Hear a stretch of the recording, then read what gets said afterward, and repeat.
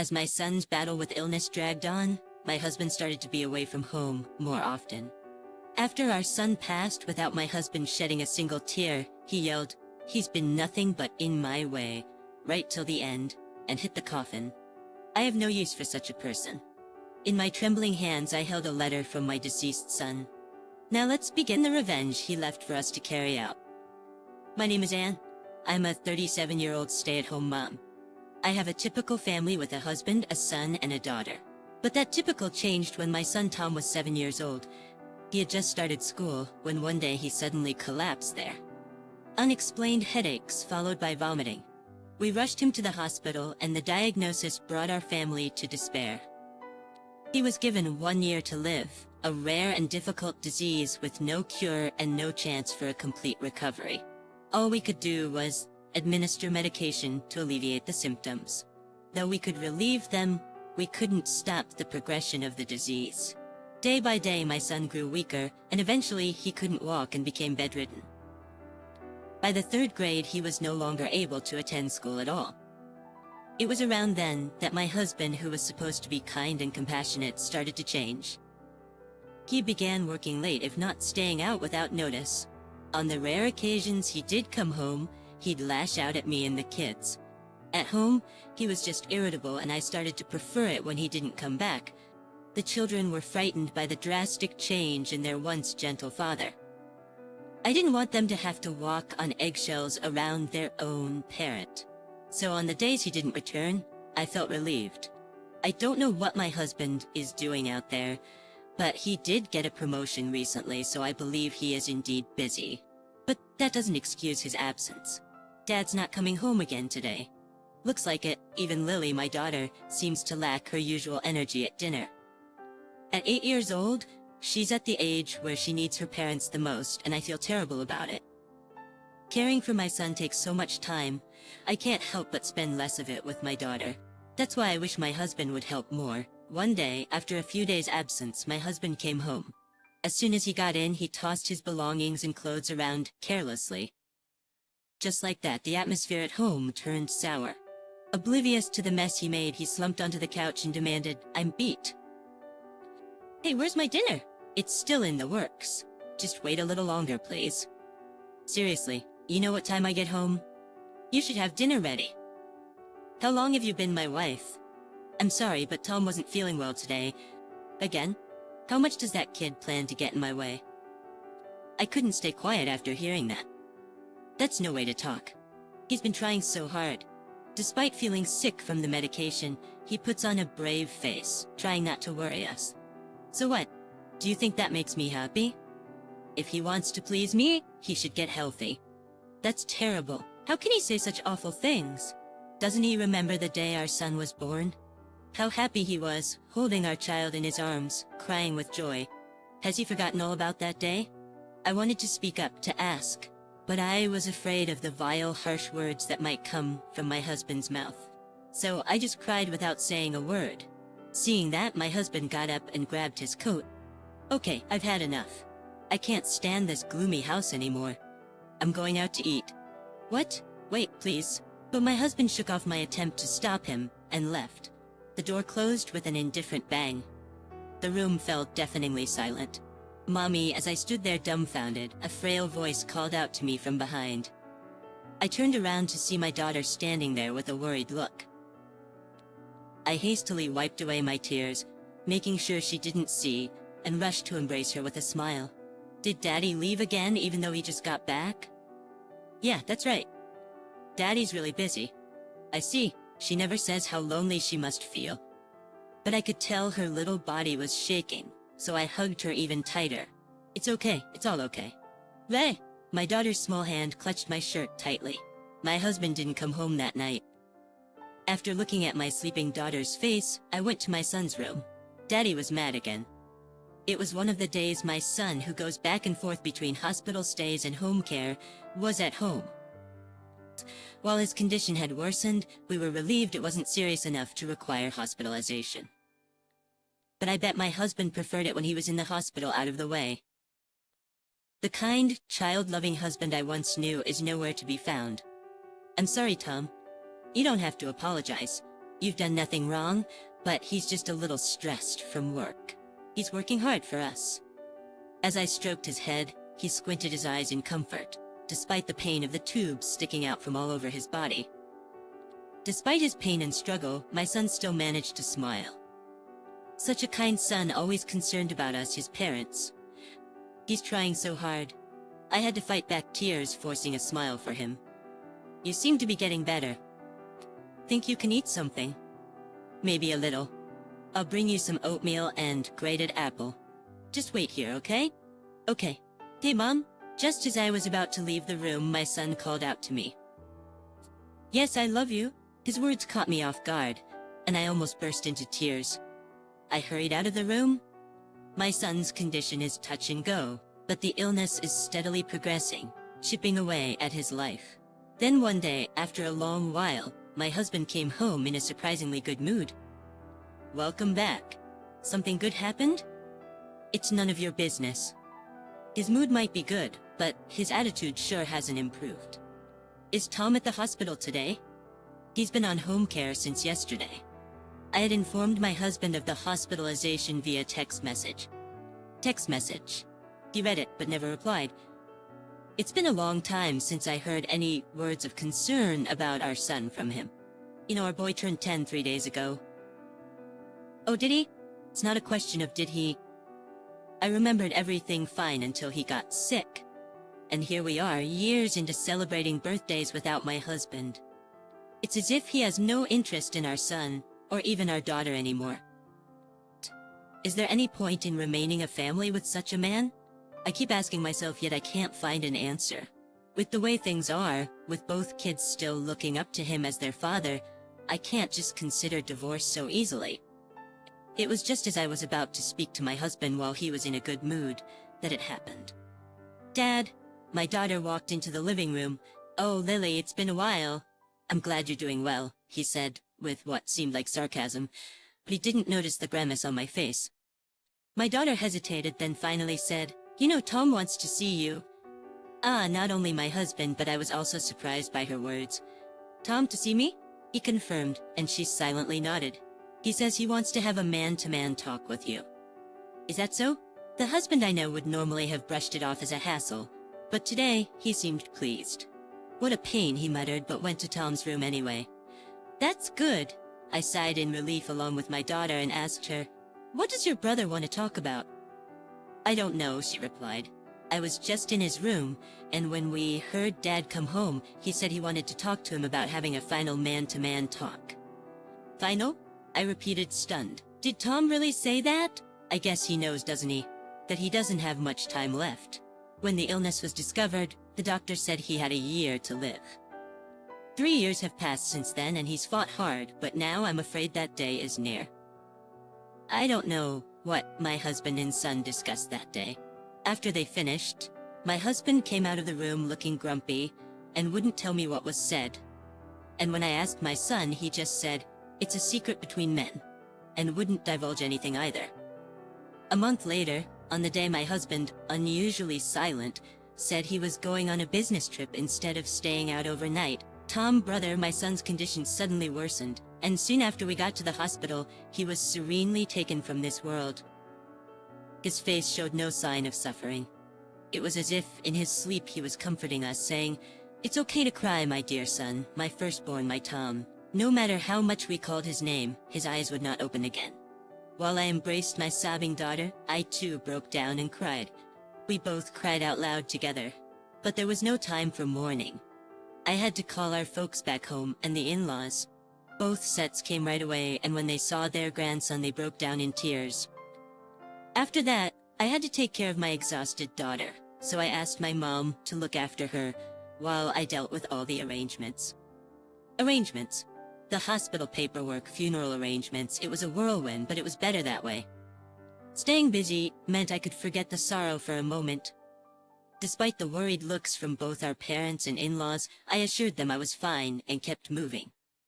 Though if it weren't for the help of my dad and father-in-law, I don't think I could have managed it all. If it hadn't been for my mom and mother-in-law taking care of the house and looking after my daughter, it definitely would have been impossible.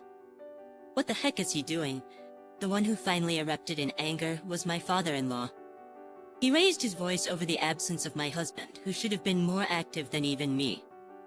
Well, he's on a business trip at a time like this. I'm calling him. With that, my father-in-law dialed up his own son. I could hear them arguing on the phone, which meant my husband was undoubtedly in a bad mood. I had a bad feeling that something else was going to happen, and sure enough, it did. A few hours later, my husband showed up, clearly in a foul mood. I was in the middle of an important business trip. What am I supposed to do if this ruins the deal? To his outburst, my father-in-law retorted, "Who prioritizes work over their son's funeral? If that's the kind of inhumane company you're dealing with, they might as well go under." My husband, left speechless by these words, glared at our son in the casket, always getting in my way right to the very end. And would you believe it? He actually punched the casket. Of course, my father-in-law gave him a beating for that. The moment I saw this, something inside me broke. Just snapped. But now wasn't the time to show it. At least for now, I just had to bear it. My husband continued to grumble, but he quieted down once the funeral began. But that's not all. He started crying out, "Oh, Tom, why did you leave me behind?" Had the reality finally hit him, making him sad? No, that wasn't it. I clearly saw my husband sneak in some eye drops and pretend to cry, with no real tears coming out. To those unaware and not noticing, he must have seemed like a tragic father, deserving of sympathy. For now, I endured, but it was enough to solidify my resolve, and as the funeral neared its end, a letter left by my son was to be read. A letter? There's really one? It's his last words to us. Lily told me it's locked in his desk. I, having been informed by Lily, naturally had read the letter, but my unknowing husband was surprised. What does it say? That's what we're about to hear. With that, I stood before the letter, but my unknowing husband was surprised. What does it say? That's what we're about to hear. With that, I stood before the microphone, bowed to the attendees, and began to read the letter. It was unbearably moving. The fun times he had in his life, his words of gratitude, messages to his dear friends, his thoughts for his grandparents, about his sister, and about me. My son's life was shining brightly. He left us saying how happy he was, thanking us. "I love you." He had written those words we'd heard so often. No matter how many times I read it, I cried. Yet, I chose to read this letter myself. Sobs could be heard from the audience. Everyone was crying, except for one. Needless to say, it was my husband. He was wiping his eyes with a handkerchief, but there were no tears. Did he realize? Despite all the expressions of gratitude to various people, there was a conspicuous absence of any words for him, for my husband. It seems that the guests noticed before my husband did. "Hey Anne, don't you have any words of gratitude for your husband?" My voice choked with tears, my mother whispered in my ear asking me. At that moment my tears retreated. "I do. That part is coming up next." That's right, I can't cry now, because what's coming up is the most important part. So Dad, I raised my head and read aloud with conviction. At once, my husband looked up, his face breaking into an expression. I wonder if he sees the image of his once young son in his clouded eyes. What does he think he is going to be told? What is he expecting? To be told he was a good father? That's hardly the case. So Dad, if you want to cheat, please release Mom and Lily and then leave. The moment I read it, the room buzzed with whispers, but I didn't stop reading. But that day, when it was just you and me, you were in a great mood and told me, right? That you had a cute and young lover. You laughed and said it was a secret between men? The buzzing room. Hey, what? My husband reached out in panic, but he couldn't reach me. Just before he could, my father-in-law grabbed his hand, holding it in a firm grip. Unable to move, I turned to my husband and continued reading. You said her name was Elma, right? You even showed me a photo on your cell phone of the two of you entering a hotel. Hey Mom, Dad's cell phone is full of evidence of his affair. Make sure to collect it before it gets deleted. What? My husband, in a flurry, tried to reach for his phone in his pocket, but my father-in-law was quicker. He snatched the phone away and checked the contents.